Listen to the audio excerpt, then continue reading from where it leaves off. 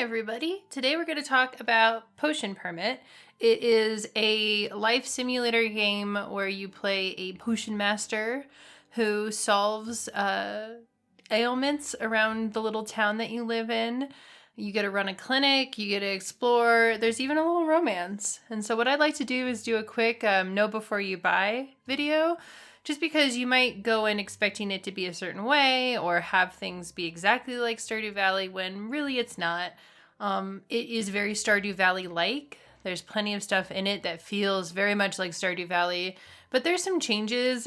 This game is more interested in streamlining a lot of processes, which we'll get into, and it can get a little repetitive, but I've put a lot of hours into this game, so I thought you'd like it too. Let's dive in. Okay, so we're starting out the day. As you can see, there is a alarm ringing right now, so we're actually going to go take care of that first. Like I said when we first started, in this game you actually get to run a clinic. So you get to go and check out the different people who get sick and end up being your patients. And your clinic is over here. This is actually like the second version of the clinic upgrade. It starts off way worse than this, but it's still kind of shabby. So as you can see, I have one patient today. And you don't always have a patient every day. It can be random. I've had days where every single one of these beds have been full. So it really is just sort of what's happening that day.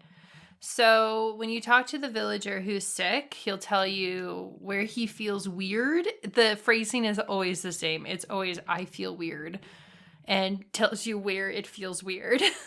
So what we have to do is go ahead and diagnose. The first is his stomach. Uh-oh. Is that really done there? No. Okay, good. His stomach needs to be diagnosed. So as you can see here, you can actually make a potion that will diagnose it for you. Otherwise, you're going to play the mini game, which we're going to do right now. Let's see what mini game we get. This is just a simple rhythm game kind of thing.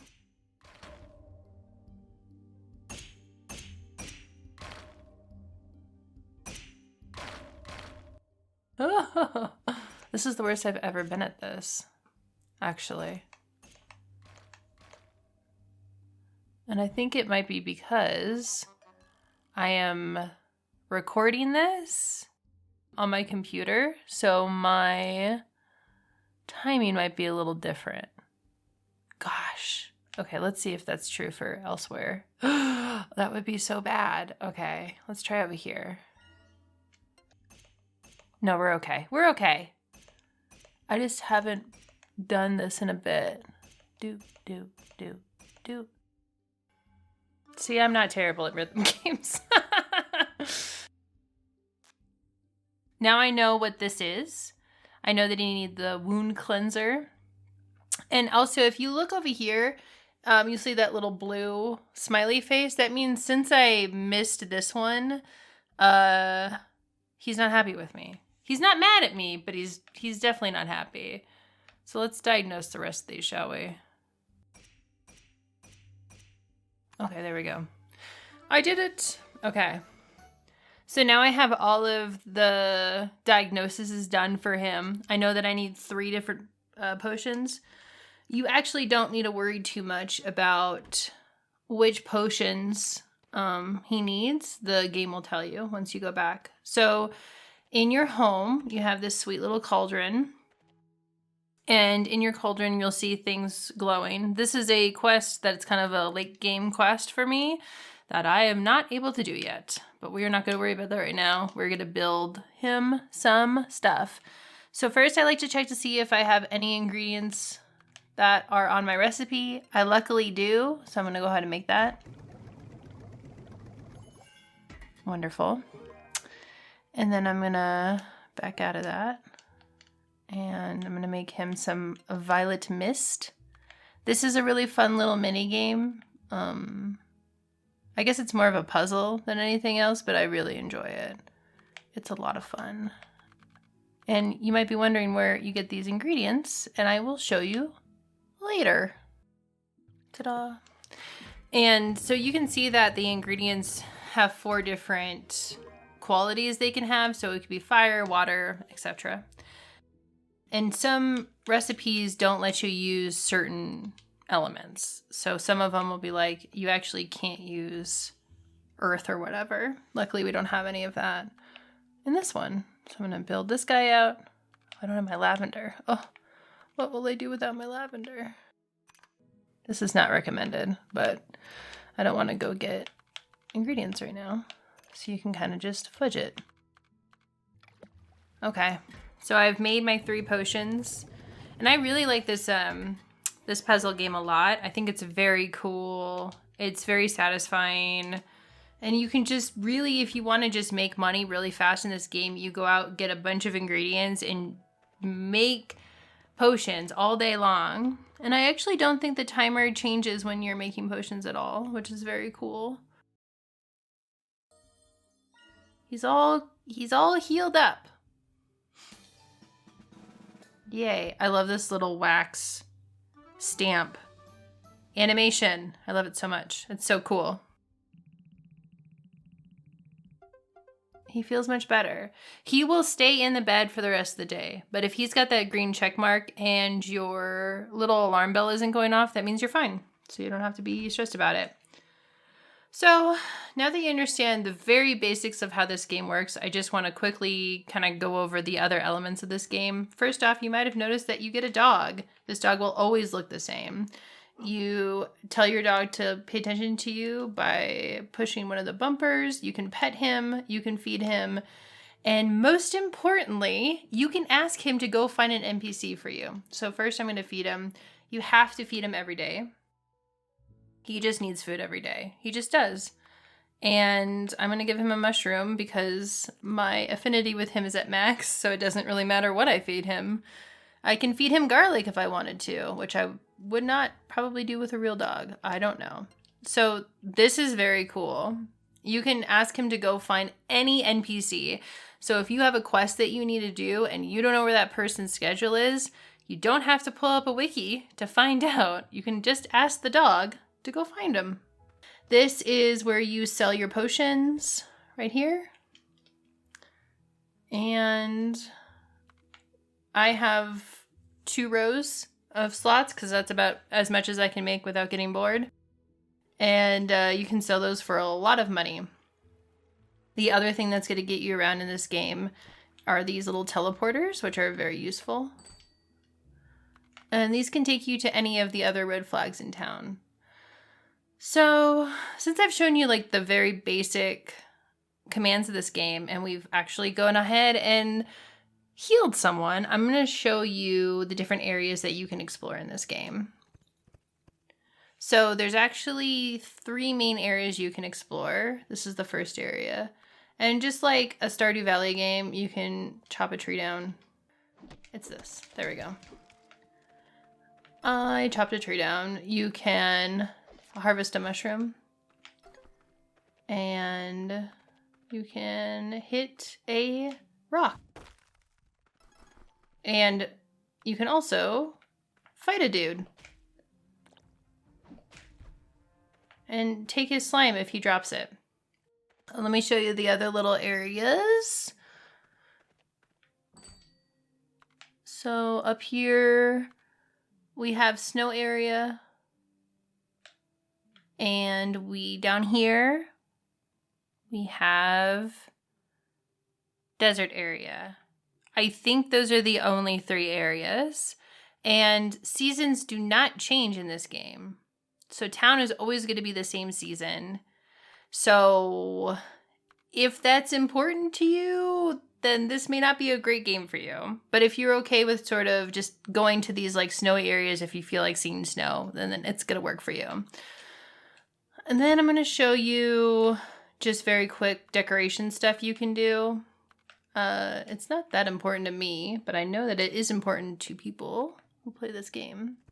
So I'm going to go into my house, and you can decorate using this and just kind of move stuff around. I had gotten the like expanded edition or whatever on Switch. I'm playing this on Switch. And so it gave me that cute little dog plushie and the cat plushie, which is very cool.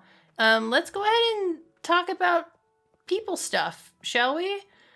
So let me just see. I'm going to check my menu real quick. I do have one. So these are moon cloves. Moon cloves are the only thing you can give to a villager to increase how much they like you. It's not like Stardew Valley or Story of Seasons or Harvest Moon where each villager has their own likes and dislikes. This one, it's you just give them the moon cloves. I've seen people complain about this online. I personally find it pretty handy because then when I play Stardew Valley, I always just have the wiki up constantly. In this case, I know that if I want to get to know a villager more, I can just use the moon cloves. The other cool thing is, this is a little tavern. You can also cook food in this game too, and food helps you regain energy and health. There are enemies in the snow area and also the desert area. And so, let's see, when are you open today? Are you open? You are not open. I'll show you the... Okay, the only thing you really need to know about this place, this is the tailor shop. You would assume by seeing the clothing in their shop that you can change your clothes. You cannot. You can change the color of your cape. That's about it. So that is another thing that I'm not crazy about this game, but it's possible they might change things up. I know that they do have an update coming up pretty soon, so we'll see. In this shop, if you have a high affinity with one of the romanceable people in town, then you can actually get a special pendant that you can give them in order to go steady. There is no marriage in this game. It really is just you're dating someone. So I'm going to show you the guy I'm dating. He's the little carpenter guy. He's a little grumpy man and I love him. He should be in here. If he's not, then we'll have the dog look for him. Here he is. So then I can... Since I have a really high affinity with him, there's no reason for me to give him this gift. But we can go on a little date. Let's go. And, you know, you're just playing darts with the guy. So I'm going to actually skip this because I've seen it before. And I don't want to spoil it for you. So there are, I think, 6 people you can romance in this town. I guarantee you there's going to be one person that you think that you can romance that you cannot. And I will show you who those people are. Actually, right now. You're going to think you can romance her. Apparently, you cannot. You're going to think that you can romance this guy. You cannot. There are people that you cannot romance, but that's just how it is sometimes. I guess that's just how it is in real life. This is your little, like, in-game wiki. That'll tell you all the different things that you have going on. I think my quests are over here, too. Yeah, I got my little quests. So let's see. So, like I said, this game is very streamlined, Stardew Valley. It really is mostly about being a potion master instead of also farming and also mining and also fishing. But there is fishing, and I'm going to show you the fishing. And the fishing is a little tricky, like all games that try to do something unique with a fishing mini game. This one's a little unique. Okay, so he caught. So I'm pulling. I pull when he is tired. I let go of the A button when he's angry. That's it. There he goes. That's the whole fishing mini game. But the first time you play it, it's going to feel weird.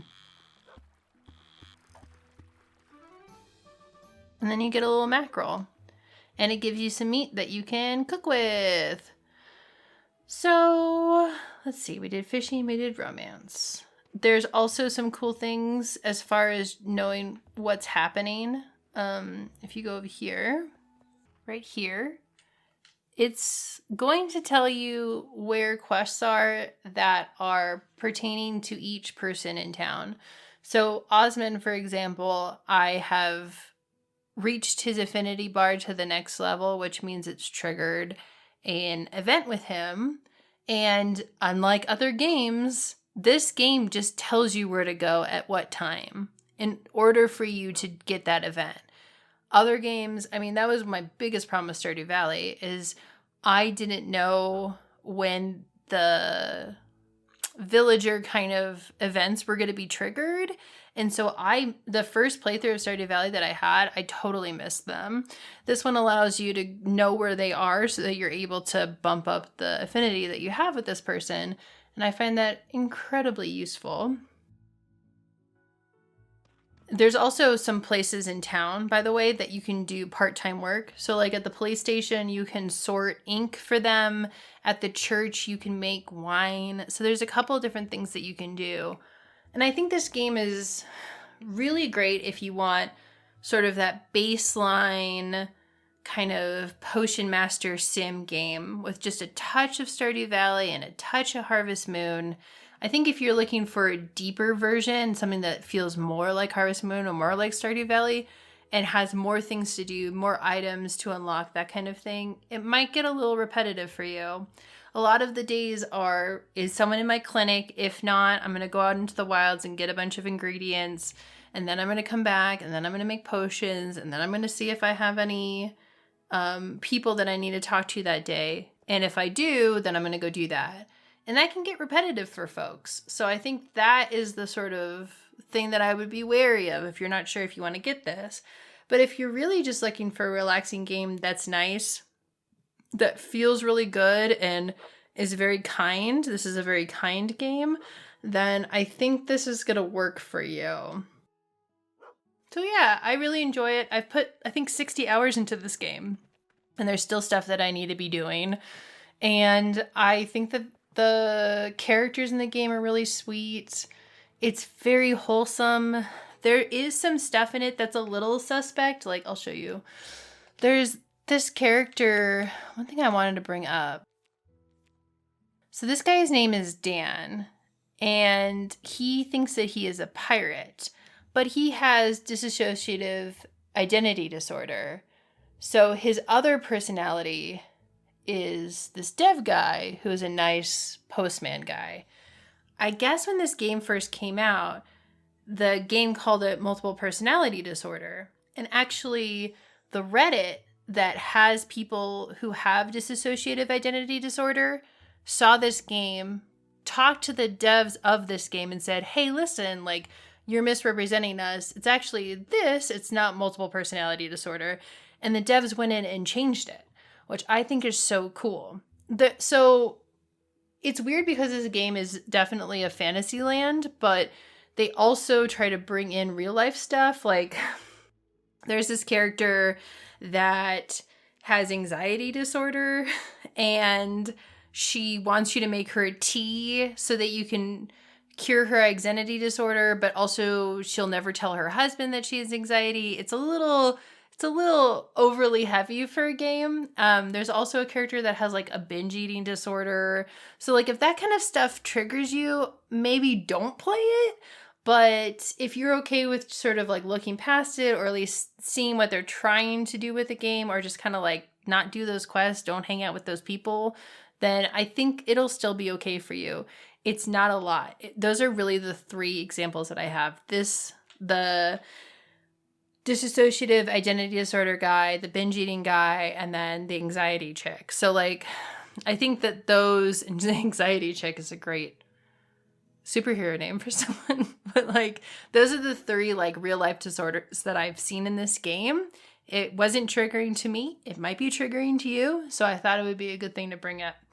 But yeah, that's about it actually. If you just want a really simple, easy game, or just, I wouldn't even call it easy, just kind of entertaining game that feels like Stardew Valley but is a lot simpler, I think you'll like Potion Permit. So thank you for joining me, and I'll see you guys next time.